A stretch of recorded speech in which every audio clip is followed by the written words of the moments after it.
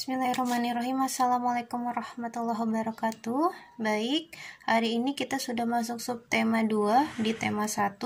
Kita masuk ke pembelajaran pertama.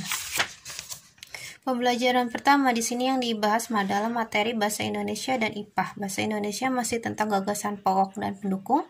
IPA nanti kita akan bahas tentang syarat terjadinya bunyi dan berkaitan dengan telinga. Oke, kita bahas dulu dengan bahasa Indonesia. Bahasa Indonesia kita masih membahas namanya gagasan pokok. Gagasan pokok kemarin sudah Bu Umi kasih tahu pengertiannya. Jadi gagasan pokok itu disebut juga ide utama atau ide pokok dalam setiap paragraf. Maksudnya apa sih dari ide utama? Jadi setiap bacaan yang terdiri dari beberapa paragraf, di bacaan ini misalnya, itu terdiri dari 5 paragraf. Nah, setiap paragraf itu punya yang namanya gagasan pokok dan pendukung, dan itu berbeda-beda dari paragraf 1, kedua, ketiga, dan seterusnya. Itu tidak ada yang sama. Nah, gagasan pokok ini adalah ide utama atau pikiran utama dari suatu paragraf. Misalnya gini, dalam suatu paragraf, misalnya paragraf tersebut itu membicarakan atau ide pokoknya adalah tentang keberagaman budaya. Kemudian nanti akan diperjelas lagi dengan kalimat-kalimat penjelas, di mana kalimat-kalimat penjelas ini disebut juga gagasan pendukung. Nah, kita langsung ke contoh ya. Paragraf 1.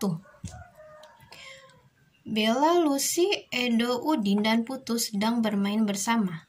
Bella berasal dari Jawa, Lucy berasal dari Nusa Tenggara Timur, Edo berasal dari Papua, Udin berasal dari Jakarta, dan Putu berasal dari Bali. Mereka bermain permainan tradisional engklek. Putu sedang mendapat giliran bermain.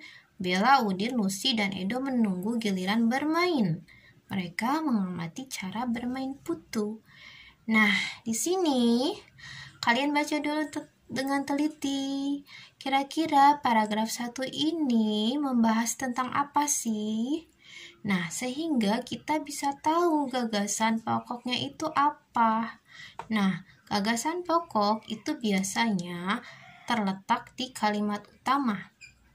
Jadi kalimat utama ini juga biasanya ada di awal dan akhir paragraf.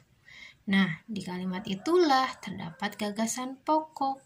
Perhatikan paragraf ke-1. Kalimat utamanya adalah Bella, Lucy, Edo, Udin, dan Putu sedang bermain bersama. Kenapa itu disebut kalimat utama? Karena kalimat tersebut yang menjelaskan isi dari keseluruhan paragraf ke-1. Jadi inti atau ide dari paragraf ke-1 itu menjelaskan tentang Bella, Lucy, Edo, Udin, dan Putu yang sedang bermain bersama. Jadi gagasan pokoknya mana sih? Ini yang Umi garis bawahi itu adalah gagasan pokoknya. Kemudian gagasan penjelasnya mana? Gagasan penjelasnya mudah, yaitu kalimat-kalimat yang fungsinya menjelaskan si gagasan pokok. Kalimat mana saja? Ini kalimat Bella berasal dari Jawa sampai terakhir sini. Itu adalah kalimat penjelas ya. Jadi dari sini sampai sini bawah itu adalah gagasan pendukung atau gagasan penjelas. Fungsinya dia menjelaskan si gagasan pokok. Coba perhatikan.